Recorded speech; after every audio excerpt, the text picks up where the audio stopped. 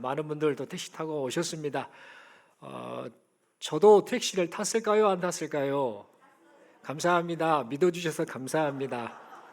예, 집과 교회가 멀지 않습니다. 그냥 걸어와도 되는 거리이지요. 그래서 고민을 했습니다. 또 제가 또 다른 분들보다 일찍 교회에 오지 않습니까? 그래서 아마 이 택시 기사님들을 위한 준비된 그 선물 이런 것들을 아마 나누어 주실 분이 없겠다 생각하고 고민을 했습니다. 그냥 걸어서 올까? 아니면 택시를 타야 되나 이렇게 망설이고 있는데 저희 집에 살고 있는 어떤 아주머니께서 하시는 말씀이 택시 타고 가야지 솔선수범하시오. 그래서 택시를 타고 왔습니다. 택시를 타고 택시 불러서 탔습니다. 그래서 보니까 기본 요금이 4,800원이더라고요. 그래서 안녕하세요 인사하고 나서 다른 말 안 하고 먼저 10,000원짜리 하나 딱 내밀면서 택시비 먼저 드립니다. 잔돈은 안 주셔도 됩니다. 그랬더니 기사님이 그렇게 좋아하시대요. 목소리가 밝아지시고 아이고 감사하다고 그러시면서 이런저런 이야기하다가 중동교회 우리 공동체가 우리 광양 지역에 또 섬기시는 우리 택시 기사님들 또 힘내시라고 이런 날을 맞이해서 보내고 있습니다라고 했더니 많이 좋아하셨음을 봤습니다. 그래서 이런 것들을 통해서 우리가 계속해서 복음 전하고 직접적이든 간접적이든 예수 생명을 전하는 우리 모두가 되었으면 좋겠습니다. 서로 인사하겠습니다. 다음번에는 꼭 택시 타고 옵시다. 이렇게 인사 한번 하겠습니다. 예, 감사합니다. 이 시간 저는 이런 제자 되게 하리라 라는 제목 가지고 함께 하나님 말씀 받기를 원합니다. 여러분 환골탈태라는 한자성어를 여러분은 잘 아실 겁니다. 이 말은 사람이 그냥 확 바뀌어버리는 것을 뜻하는 그런 말입니다. 뼈와 살이 바뀐다라는 그런 뜻으로 어떤 사물이나 어떤 인물이 이전과는 완전히 바뀌어버리는, 변해버리는, 좋은 쪽으로 변해버리는 그런 것을 의미하는 그런 한자성어입니다. 여러분 이 환골탈태라는 말은요 사실 누구에게 딱 걸맞는 단어인가? 바로 성도들에게 걸맞는 단어입니다. 성도는 예수님을 믿고 난 이후에 환골탈태가 되었습니다. 예수 믿기 전에는 바뀌지 않을 것 같았던 그 사람의 생각, 행동 이런 것들이 예수 믿고 난 이후에 그렇게 환골탈태가 된 것입니다. 삶의 가치관이 바뀌었지요. 말과 행실이 바뀌지요. 삶의 목적까지 그렇게 바뀌는 환골탈태의 모습을 보이는 존재가 바로 성도입니다. 예전에는 그저 세상 출세, 세상 성공, 세상 만족만을 추구하며 살았고 모든 것을 자기중심적으로만 내가 좋아야지 좋은 거지라고 그렇게 생각하며 살았던 사람이 예수님을 믿고 난 이후에 환골탈태하게 되었습니다. 생각 자체가 예수 중심으로, 생각 자체가 사람 살리는 일로, 생각 자체가 내 중심이 아니라 다른 사람을 배려하고 함께 공유하기 원하는 그런 삶으로 바뀌게 되었다라는 겁니다. 이 모든 것이 사람을 환골탈태시키시는 예수님께서 그 사람, 즉 성도를 만나 주셨기 때문입니다. 또한 전혀 변하지 않을 것 같은 사람을 예수님께서 기다리시고 또 기다리시고 또 말씀하여 주시고 또 기다려 주신 그 인내의 결과로 이렇게 성도가 환골탈태하게 되었습니다. 여러분 오늘 본문의 말씀을 보면 사람을 환골탈태시키기 위해서 권면하고 인내하고 기다려 주시는 우리 예수님의 모습이 기록되어 있습니다. 여러분 이 세상에 오신 예수님께서는 왕이신 하나님의 아드님이심에도 불구하고 인간의 몸을 입고 오셨지요. 그리고 종의 삶을 사셨습니다. 왕이시면 대접을 받으셔야 되는데 그 예수님께서 이제 섬기는 종의 삶을 사셨던 겁니다. 사람들과 함께 하시는 동안에 무슨 일을 하셨는가? 병든 자를 고치셨지요. 귀신을 쫓아내셨지요. 말씀을 가르치셨지요. 그러면서 계속해서 예수님 자신이 구약 성경에 예언된 메시아, 그 메시아다라는 사실을 간접적으로 드러내셨습니다. 그러다가 이렇게 공생의 생활을 보내시다가 이제 우리 예수님께서는 때가 됐구나. 내가 진짜 누구이고 이 세상에 내가 왜 왔는지, 즉 십자가 고난을 받기 위해서 내가 왔다는 사실을 알려야겠구나. 그리고 내가 바로 성경에서 예언된 메시아다라는 사실을 알리시기 위해서 3차례씩이나 순환 예고를 해주셨습니다. 여기서 말하는 순환 예고는 예수님이 십자가 고난을 당하고 죽으실 것이다라는 그것을 말하는 예고입니다. 그렇다면 여러분, 예수님과 함께 동행한 제자들은 예수님께서 이토록 이 세 차례 순환 예고를 하실 때에 그때마다 어떤 반응을 보이는 것이 마땅했을까요? 여러분, 먼저 우리 예수님께서 첫 번째 순환 예고를 하실 때, 이때는 가이사랴 빌립보에서 머물고 계실 때였습니다. 예수님께서 순환 예고를 하십니다. 내가 장차 십자가 고난을 당하고 죽어야 된다 라고 이렇게 말씀을 하셨을 때에, 첫 번째 순환 예고를 하셨을 때에 제자들은 너무도 놀라는 반응을 보이고 말았습니다. 여러분, 제자들이 이렇게 놀란 이유는 무엇이었는가? 그것은 바로 자기네들이 전혀 상상치도 못한 말을 지금 예수님께서 하셨기 때문입니다. 그래서 예수님의 수제자 베드로는 예수님의 그 순환 예고를 듣고는 예수님, 그러시면 안 됩니다 라며 예수님을 붙잡고 항변까지 하였습니다. 여기서 항변하다라는 말은 헬라어로 에피티만이라는 단어를 쓰는데, 이 단어의 의미를 정확하게 말하면 꾸짖다, 책망하다라는 뜻을 가지고 있습니다. 그러니까 이 베드로는 예수님의 그 순환 예고를 듣고 지금 예수님 말되는 소리 하고 계십니까? 말이 안 되는 소리를 지금 하고 계십니까? 큰일 났네 우리 예수님, 이라는 그런 마음을 가지고 예수님을 지금 꾸짖으면서 그렇게 말을 했던 것입니다. 여러분, 제자가 스승에게 이런 말을 했다는 것은 참 너무나 무리한 행동 아닙니까? 이 베드로는 지금 말도 안 되는 행동을 지금 스승이신 예수님께 그렇게 행동했던 것입니다.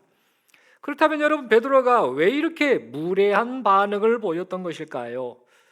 여러분, 베드로가 이런 반응을 보였던 이유는요, 지금 베드로를 비롯한 제자들 모두가 지금 자신들이 기다리고 있는 메시아가 어떤 메시아이다라는 그 정의, 그 생각이 잘못되었기 때문입니다. 베드로와 이 제자들은요, 당시에 함께 살던 많은 유대인들 사람들과 똑같이 무슨 생각을 했는가? 장차 오실 메시아는 옛날 과거 구약 시대의 왕이었던, 훌륭한 왕이었던 다윗과 같은 왕, 군사력을 동원하고 정치력을 가지고 우리나라를 복되게 했던, 부흥시켰던 그 다윗과 같은 왕, 그 왕이 바로 메시아와 같은 존재다. 그러니까 메시아는 그런 왕이 되어야 된다라는 생각을 가지고 있었던 것입니다. 그리고 지금 이 제자들은 예수님을 따르고 있는데 저 예수야말로 기적을 베풀고 또 병든 자를 고치고 말씀도 잘하시는 저 예수야말로 지금 우리가 생각하는 다윗 왕과 같은 그런 메시아임에 틀림없다라고 생각하며 예수님을 따랐던 것입니다.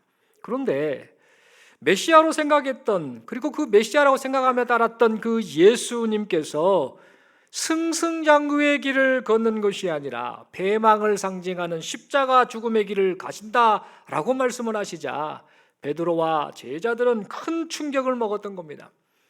그동안 예수님을 따르면서 기대하던 출세, 영광, 이런 것이 예수님의 죽음으로 한순간에 다 날아가게 생겼으니 지금 제자들은 어떤 생각이 들었겠습니까? 제정신이 아닌 겁니다.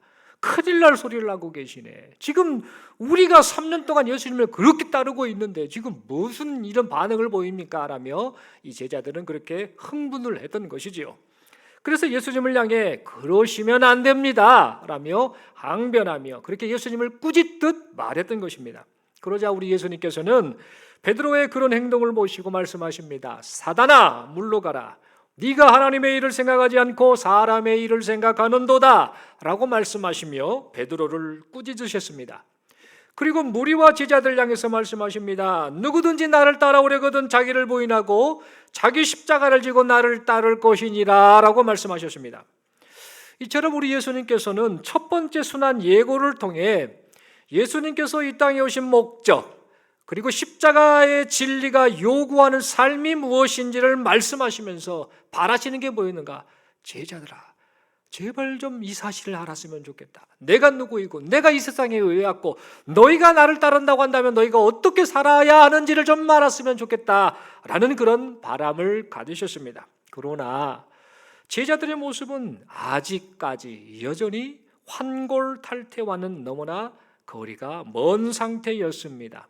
그 이후에 시간이 흐른 어느 날이었습니다. 예수님께서 제자들과 함께 갈릴리 가운데로 지나가시다가 두 번째 순환 예고를 하셨습니다. 이때 제자들은 이미 첫 번째 순환 예고를 들었었고 이제 두 번째 순환 예고를 예수님께서 하고 계시니까 어떤 생각을 했어야 될까요? 예수님이 어떤 메시아이시고 또 우리들은 어떤 마음으로 예수님을 따라야 할 것인가? 라는 그런 생각을 깊이 있게 생각했어야 했습니다. 하지만 제자들은 첫 번째 순환 예고 때와 마찬가지로 예수님의 순환 고난에, 예수님의 십자가 고난에 관한 그 말씀을 전혀 깨닫지 못했습니다. 심지어 예수님께서 말씀하신 그 순환 예고에 대해 이게 뭔 말입니까? 라고 묻는 것조차 두려워하였습니다. 그뿐만이 아닙니다. 순환 예고를 듣고 난 이후에 이제 가버나움에 머물러 있을 때에 이 제자들은 네가 크냐 내가 크냐, 내가 높냐 네가 높냐 하며 서로 누가 큰 사람인가 하며 쟁론까지 하였습니다. 그러자 우리 예수님께서는 말씀하셨지요. 첫째가 되고자 하면 무사람의 끝이 되며 무사람을 섬기는 자가 되어야 한다라고 그렇게 말씀하셨습니다. 그리고 낮고 천한 자를 상징하는 어린아이 하나를 다 보여주시면서 제자들에게 하시는 말씀이 십자가의 진리가 요구하는 삶이 무엇인지 좀 알아라 라며 그 제자로서의 삶을 강조해 주셨습니다. 하지만 제자들은 그럼에도 불구하고 여전히 환골탈태와는 너무나 거리가 먼 상태였습니다.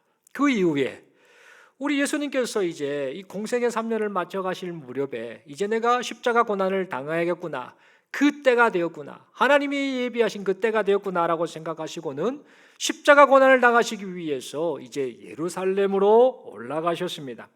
그리고 그때 마지막 세 번째 순환 예고를 우리 예수님께서 하셨습니다. 이때 예수님께서는 1차, 2차 순환 예고 때보다 이 3차 순환 예고 때는요 좀 더 구체적으로 자세하게 말씀을 해주셨습니다. 여러분, 예수님께서 이렇게 1차, 2차 때와는 달리 3차 순환 예고 때 좀 더 구체적으로 이렇게 저렇게 순환 예고를 하셨던 이유가 뭘까요? 그 이유는요, 예수님의 마음이 지금 다급한 겁니다. 이제 내가 죽을 때가 됐는데, 십자가 고난을 당해야 되는데 이 제자들이 제발 좀 내가 누구이고 어떤 메시아이고 예수님을 믿고 따르는 제자가 어떻게 살아가는 것이 진정한 제자의 모습인가를 좀 알았으면 좋겠다라는 그런 마음으로 1차, 2차 때와는 달리 3차 순환 예고 때는 조금 더 자세하게 이 순환 예고를 말씀하셨습니다. 이런 말씀을 들었을 때 제자들은 세 차례씩이나 말씀하신 예수님의 순환 예고를 듣고 예수님이 메시아이시구나, 죄와 사망으로부터 인류를 구원하러 오신 메시아이시구나, 그리고 인류를 죄로부터 구원하시기 위해 죽으러 오셨구나 라는 사실과 주님을 믿고 따르는 제자의 모습이 섬김의 삶이구나, 주님 닮은 모습이 바로 주님이 원하시는 제자의 모습이구나라는 사실을 깨달았어야 했습니다. 그러나 오늘 함께 보신 이 본문의 말씀을 보면은요, 제자들은 여전히 실망스러운 모습을 보여주고 말았습니다. 오늘 본문의 말씀을 살펴보면 이 제자들 가운데에 요한과 야고보라는 사람들이 예수님께 말합니다. 자신들의 요구를 좀 들어달라고 그렇게 간청을 하고 있지요. 어떤 요구였습니까? 선생님, 주의 영광 중에서 우리를 하나는 주의 우편에, 하나는 주의 좌편에 앉게 해주세요라고 그렇게 요청합니다. 즉 좌청령 우백고 삼아서 주님 나라에서 우리가 함께 좀 영광을 누리고 싶습니다라는 그런 요구를 했던 것이지요. 지금 예수님께서 세 번째 순환 예고를 하셨는데 지금 이 요한과 야고보는 참 속이 없는 그런 반응을 보였던 것입니다. 여러분, 생각하시기에 이러한 모습이 마땅한 모습이라고 생각하십니까? 속이 없어도 너무 없는 이 제자들의 모습을 보게 됩니다. 참으로 어처구니 없는 그들의 모습을 보게 되는 것이지요. 여러분, 두 제자가 이런 반응을 보였던 것을 보면은요, 예수님께서 세 차례씩이나 순환 예고를 하셨고 또 서로 낮아져야 된다라는 말씀을 하셨음에도 불구하고 제자들의 생각과 마음이 전혀 바뀌지 않았음을 우리는 알게 됩니다. 여러분, 이 제자들의 관심은요, 온통 무엇에 관심이 있었는가? 이 자신들의 출세, 자신들의 성공, 자신들이 바라는 염원의 실현뿐이었습니다. 여기에만 온통 관심이 있었습니다. 그런 제자들의 모습을 보시고 우리 주님께서는 분명 깊은 한숨을 쉬시지 않았을까 그렇게 생각을 해봅니다. 그래서 황당한 요구를 하는 이 요한과 야고보를 향해 우리 예수님께서 말씀하셨습니다. 너희는 너희가 구하는 것을 알지 못하는구나. 내가 마시는 잔을 너희가 마실 수 있으며 내가 받는 세례를 너희가 받을 수 있느냐라고 요한과 야고보에게 물으셨습니다. 여러분, 여기서 말하는 이 잔과 세례는 영광스러운 것이 아닙니다. 이 여기서 말하는 잔과 세례는 예수님께서 장차 받으실 고난과 희생을 의미하는 그런 상징적인 단어입니다. 그러니까 우리 예수님께서는 요한과 야고보에게 내가 마시는 잔을 너희가 마실 수 있고 내가 받는 세례를 너희가 받을 수 있느냐라고 물으셨던 이것은 주님을 따르는 제자는 반드시 고난과 희생을 잘 감당해야 한다라는 의미로 그렇게 말씀하셨던 것입니다. 그런데 세속적 영광에 눈이 멀어 있었던 요한과 야고보, 또 제자들, 특별히 이 요한과 야고보는 그들의 모든 생각이 세속적 영광만을 가지고 있는, 그래서 눈이 멀어 있었던 이 요한과 야고보는 예수님의 이 말씀의 의미를 제대로 깨닫지 못한 채 자기 생각을 가지고 네, 그럴 수 있습니다, 우리가 그렇게 할 수 있습니다라고 그렇게 자신 있게 대답을 하였습니다. 그러자 우리 주님께서는 이들을 보시고 장차 이들이 주님을 위해 어떤 삶을 살게 될 것인지를 예언하시듯 말씀하십니다. 너희가 내가 마시는 잔과 세례를 받게 될 것이다 라고 그렇게 말씀하셨던 것이지요. 다시 말해 지금은 이 제자들의 모습이 한심스러운 모습 아닙니까? 그렇게 생각이 바뀌지 않고 계속해서 세상적인 것에 생각이 빼앗겨 있는, 그렇게 말씀하셔도 돌이킬지 모르는 그런 제자들, 즉 한심스러운 제자들의 모습이지만, 그러나 장차 반드시 주님이 마시는 잔을 마시고 주님이 받으신 세례를 받는 그런 제자, 고난과 희생도 감수하는 그런 제자가 되게 하겠다라고 우리 주님께서 말씀을 하셨던 겁니다. 그런데 이때 한쪽에서요 씩씩거리는 소리가 들려옵니다. 궁시렁 하면서 분을 못 참는 소리가 한쪽에서 들려오기 시작했습니다. 알고 보니 어떤 일이었는가? 야고보와 요한이 예수님과 대화 나눈 것을 다 듣고 있었던 10명의 제자들이 분이 난 겁니다. 저 녀석 저 둘만 높은 자리에 앉으려고 하네, 지네나 나나 뭐 별 차이도 없는데 지네들만 높아지려고 하네 하면서 분을 내는 소리가 그렇게 들려왔던 겁니다. 그러자 우리 예수님께서는 아직까지도 여전히 환골탈태하지 않은 제자들의 모습을 보시고 안타까워하면서 말씀하셨습니다. 세상의 이방인의 집권자들이 그들을 임의로 주관하고 고관들이 권세를 부리는 줄을 알거니와 너희 중에는 그렇지 않을지니 너희 중에 누구든지 크고자 하는 자는 너희를 섬기는 자가 되고 너희 중에 누구든지 으뜸이 되고자 하는 자는 모든 사람의 종이 되어야 하리라 라고 말씀하셨습니다. 그리고 이렇게 말씀하시면서 우리 예수님께서 이 땅에 오신 진짜 목적이 무엇인지를 다시 한번 강조하며 말씀하셨습니다. 인자가 온 것은 섬김을 받으려 함이 아니라 도리어 섬기려 하고 자기 목숨을 많은 사람의 대속물로 주려 함이니라 라고 그렇게 말씀하셨던 것이죠. 여러분, 결국 우리 예수님께서는요 세상적 가치관에 사로잡혀서 세상 영광, 세상 출세, 세상 만족, 세상 행복을 위해 주님을 따르고 있는 이 제자들이 환골탈태하여 생명의 복음을 전하는 주님의 제자로 살아가기를 바라셨던 것입니다. 그런데 여러분, 예수님의 제자들은 3년 동안 예수님과 동행했음에도 불구하고 그렇게 말씀을 들었고 기적 베푸시는 것을 보았고 사랑 베푸시는 것을 보았음에도 불구하고 예수님이 어떤 메시아이신지를 알지 못했습니다. 예수님이 이 세상에 오신 이유가 도대체 무엇인지를 여전히 알지 못했습니다. 그래서 제자들은 세상 사람들과 똑같이 세상적 가치관에 사로잡혀서 세상 영광, 세상 출세, 세상 성공, 세상 만족, 세상 행복을 얻기 위해서 그렇게 예수님을 따랐습니다. 그들은 섬기는 종으로 살아야 된다, 섬겨야 된다, 네가 낮아져야 된다라는 하나님 나라의 그 원리를 따라 살아야 할 그런 모습이 아니라 그 예수님의 가르침과는 정반대로 어떻게 하면 높아질 수 있을까? 어떻게 하면 내가 대접받을 수 있을까라는 것을 생각하며 그렇게 예수님을 따랐습니다. 그들은 제발 좀 환골탈태하면 좋겠다, 너희가 제발 좀 환골탈태하면 좋겠구나라고 바라시는 그 예수님의 바람과는 달리 그 예수님의 바람과는 정반대의 모습을 계속 보이고 말았던 것입니다.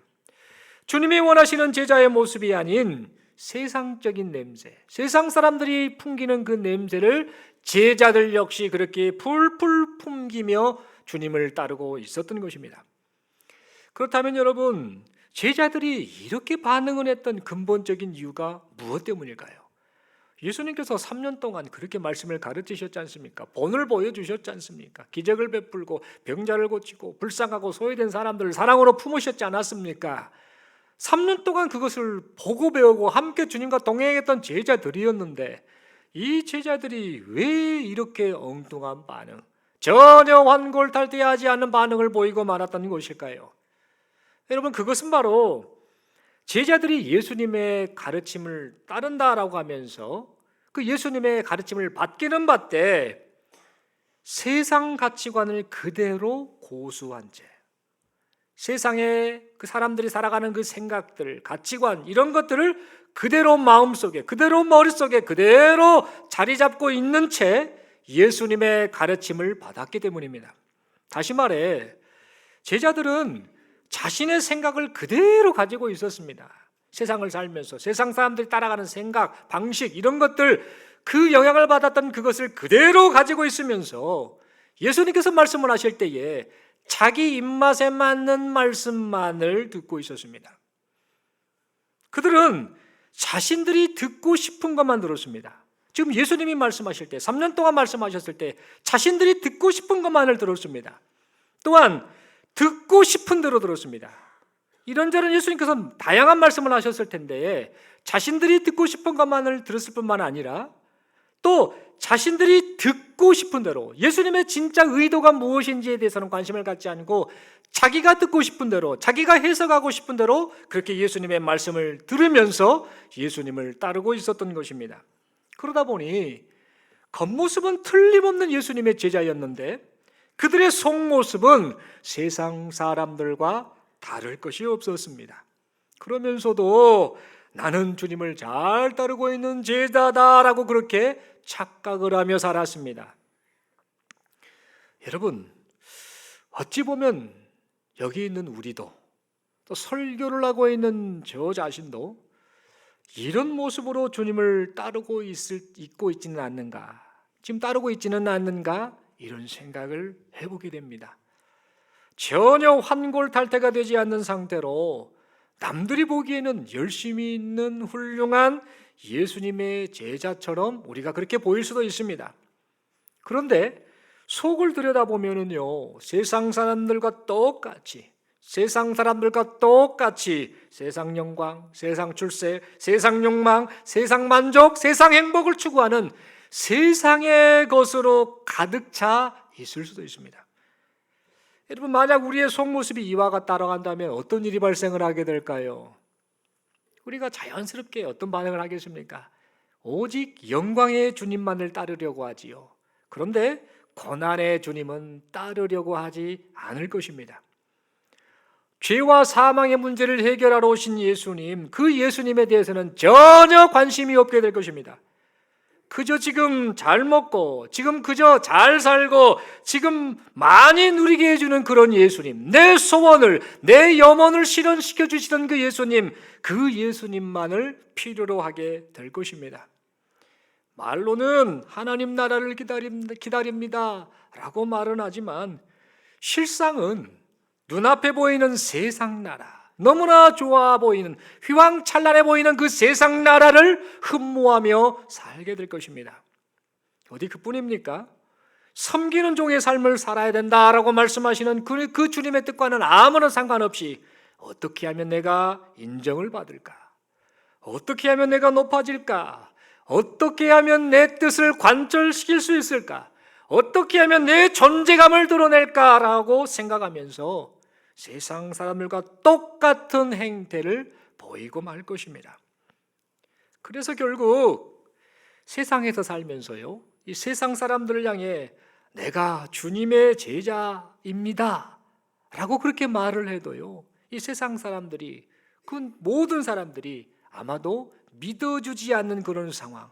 당신이 주님의 제자라고요 라고 하면서 허허 기가 막히네 라고 하며 그런 황당한 반응이 나타날 만한 일이 발생하고 말 것입니다. 그리고 만약 우리의 모습이 이와 같고 교회 공동체가 이런 우리들로 가득 차 있다고 한다면 교회는 세상의 지탄 대상이 되고 말 것입니다. 사랑하는 성도 여러분, 그러므로 우리 모두는요, 나는 예수님을 믿고 따르는 제자입니다 라고 고백하는 우리 자신의 모습이 과연 어떤 상태인지를 긴장하는 마음으로 우리 자신을 살펴야 하겠습니다. 여러분, 우리가 몸이 좀 안 좋으면은요 병원에 가지 않습니까? 병원에 가서 어디가 안 좋아요, 뼈가 아프든지 근육이 아프든지 속 내장이 아프든지 어디가 아프면 병원에 가면은 그 의사 선생님들이 말하죠. 예, 뭐 하나 검사 받아오세요 라고 하는데 보통 흔히 받는 검사가 무슨 검사입니까? 예, 엑스레이 많이 찍습니다. 감사합니다. 엑스레이 검사를 받습니다. 엑스레이 검사를 했는데 결과가 별게 이상이 없습니다. 그러면 또 하나 검사해 봅시다 해서 또 무슨 검사를 받습니까? 예, 초음파 검사 하더라고. 일부 예배 때 누가 말씀하셔서 제가 힌트를 얻었습니다. 초음파 검사도 합니다. 그랬다가 별 이상이 없는데 몸은 안 좋다 그러면 좀 더 정밀하게 검사합시다 해서 무슨 검사를 합니까? 이 CT 촬영합니다. 컴퓨터 단층 촬영이라고 불리는 이 CT 촬영을 해서 돈도 좀 나갑니다만 그 검사를 해서 지금 내 몸에 혹시 이상이 있지는 않는가 이렇게 검사를 합니다. 그리고 조금 더 다른 부분에 좀 더 확인을 하기 위해서 또 하는 검사가 바로 MRI 검사를 하지요. 자기공명 영상 검사라고 불리는 이 MRI 검사를 합니다. 이런 검사를 하는 이유가 뭡니까? 지금 증상은 지금 뭔가 그 병명은 모르겠지만 뭔가 상태가 안 좋은데 왜 그러지? 라는 것을 정밀하게 확인하기 위해서 엑스레이 검사도 하고 초음파 검사도 하고 CT 검사도 하고 MRI 검사를 그렇게 하게 되는 겁니다. 그래서 결국 이 몸의 어느 부분이 이상이 있는지를 아주 정밀하게 찾아서 병을 치료받게 되지요. 여러분, 이처럼 우리는요, 하나님의 말씀이라는 엑스레이 검사, 하나님의 말씀이라는 초음파 검사, CT 검사, MRI 검사를 받아야 합니다. 말씀을 통해 내가 지금 주님을 어떤 분으로 알고 믿고 있는지 우리 자신의 신앙 상태를 검사해야 합니다. 내 인생 가치관과 신앙관이 진정 주님이 원하시는 인생 가치관과 신앙관인지 아니면 그렇지 아니한지 우리 자신의 신앙 상태를 검사해야 합니다. 그래서 주님을 믿고 따른다고 하면서도 세상 사람들과 똑같은 가치관과 똑같은 생각과 똑같은 태도로 살아가는 불신앙적인 모습에서 환골탈태하는 우리 모두가 되어야 될 줄로 믿습니다. 사랑하는 성도 여러분, 그러므로 주님이 우리를 환골탈태시켜 주시기를 바라면서요, 이 시간 우리 함께 결단을 했으면 좋겠습니다. 우리 주님께서 우리를 환골탈태시켜 주시기를 바라면서 다시 성경으로 돌아가는 우리 모두가 되길 바랍니다. 다시 기도의 자리로 돌아가는 우리 모두가 되길 바랍니다. 다시 예배의 삶을 회복하는 우리 모두가 되길 바랍니다. 내 힘, 내 노력, 내 능력으로 환골탈태할 수 있다라는 그런 착각을 버리는 우리 모두가 되길 바랍니다. 오직 하나님만이 죽은 영혼에게 생명을 주시고 사람을 새롭게 변화시켜 주신다라는 사실을 믿고 하나님께서 베푸시는 은혜의 자리로 다시 돌아가는 우리 모두가 될 수 있기를 바랍니다. 사랑하는 성도 여러분, 말씀의 결론을 맺습니다. 우리 예수님께서는 세 차례 순환예고를 통해 예수님이 누구이시고 무엇을 위해 오셨으며 주님을 따르는 제자가 이제 어떻게 살아가야 하는지를 가르쳐 주셨습니다. 하지만 그때마다 제자들은 세상 가치관을 그대로 가진 채 전혀 변하지 않는 실망스러운 모습을 보이고 말았습니다. 여러분, 그렇다면 이 실망스러운 제자들, 이 제자들이 끝까지 이런 모습을 보이고 말았을까요? 성경은 그렇게 말하지 않습니다. 성경은 분명한 사실을 우리에게 말해주고 있습니다.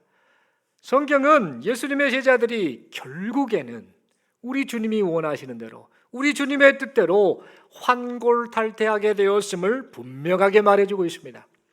요한복음 2장 22절이 다음과 같이 기록을 하고 있습니다.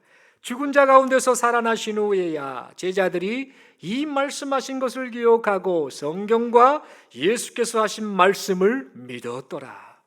여러분, 이 말씀처럼 세상적 가치관에 사로잡혀서 예수님께서 그토록 애타게 말씀하신 그 순한 예고를 지금까지는 깨닫지 못했던 그 제자들이 예수님이 부활하신 이후에 이 요한과 야고보, 그런 다른 모든 제자들은요, 비로소 예수님께서 말씀하셨던 순한 예고의 의미가 무엇인지를 분명하게 깨닫게 되었던 것입니다.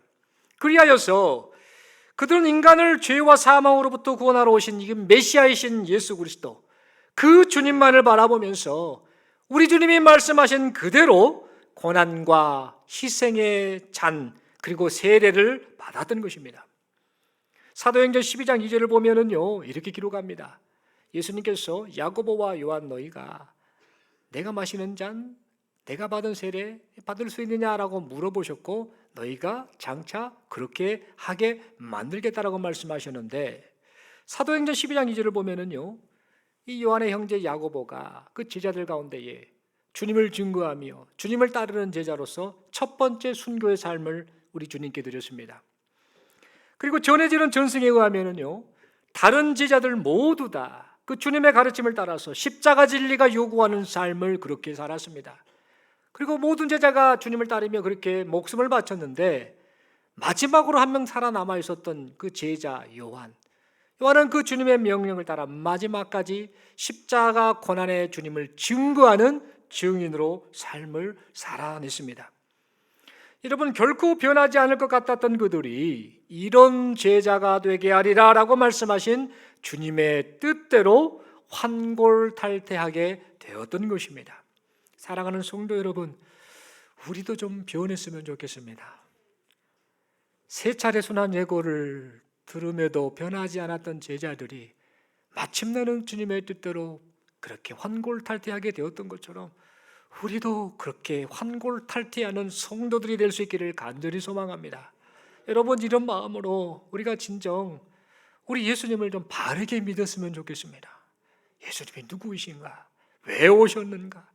그 주님이 내게 어떤 분이신가? 바르게 고백하는 우리 모두가 될 수 있기를 간절히 소망합니다. 예수님을 믿되 겉으로만 입으로만 믿는다라고 하지 말고 진심으로 그 예수님을 믿고 고백하는 우리 모두가 될 수 있기를 바랍니다. 내 중심적이고 세상 중심적인 그런 가치관을 좀 내려놓았으면 좋겠습니다. 겉모습만 주님의 제자가 아니라 속모습 역시 참된 주님의 제자로서 세상적인 모든 것들을 다 과감하게 내려놓고 주님을 따르는 우리 모두가 될 수 있기를 바랍니다. 나 자신이 지금 예수님을 믿고 따르는 이유가 진짜 뭔가? 내가 왜 교회를 다니고 있지? 내가 왜 교회를 다니며 예수를 믿는다라고 하고 있지? 이 목적이 무엇인지 스스로에게 끊임없이 질문하면서 우리 주님이 원하시는 주님의 제자로 살아가시는 우리 모두가 될 수 있기를 바랍니다. 그리고 이를 위해서요, 우리를 환골탈태시켜 주시는 하나님의 말씀인 성경으로 다시 돌아가는 우리 모두가 되길 바랍니다. 이제 다시 기도의 자리로 돌아가길 바랍니다. 어서 빨리 예배의 삶을 회복하는 우리 모두가 되길 바랍니다. 그리하여서 하나님의 은혜로 환골탈태함을 받아서 세상을 향해 구원의 주님, 생명의 주님, 사랑의 주님, 심판의 주님을 전하는 여기 모인 우리 모두가 될 수 있기를 바랍니다. 여러분, 인생 시간이 길지 않다라는 사실을 누구나 인정할 겁니다. 내가 어쩌다가 이렇게 할아버지가 됐는가? 내가 어쩌다가 이렇게 중년이 되었는가?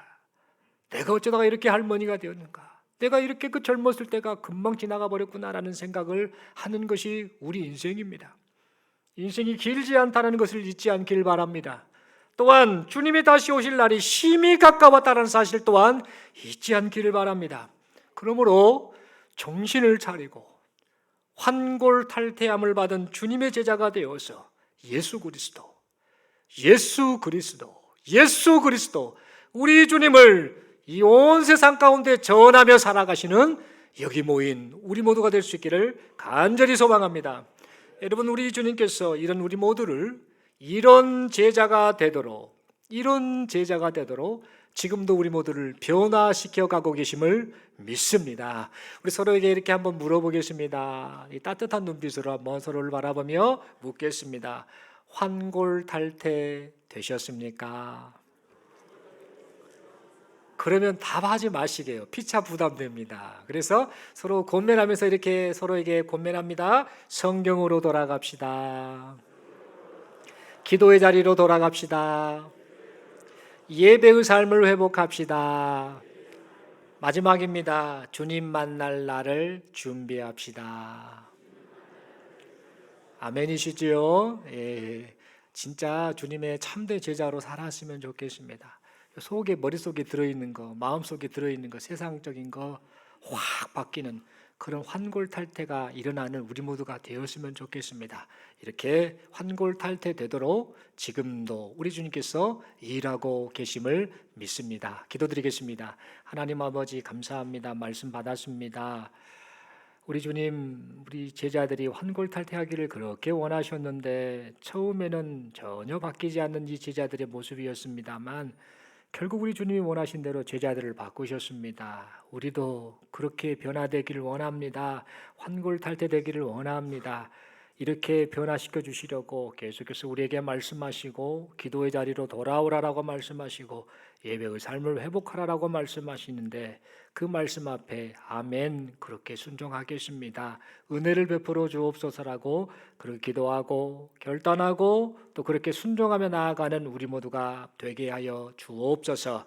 이렇게 변화받은 우리를 통해서 예수님이 세상 가운데 증거되게 하시고 예수를 몰라 죽은 영혼 또 허덕이는 영혼들 그들이 주께로 돌아와 영생을 얻고 우리 주님이 주시는 영원한 행복 영광을 누리는 복된 우리 세상 사람들 되게 하여 주옵소서. 이런 은혜를 우리를 통해 나타내심을 믿고 감사드리오며 우리 주님 예수님 이름으로 기도드리옵나이다. 아멘.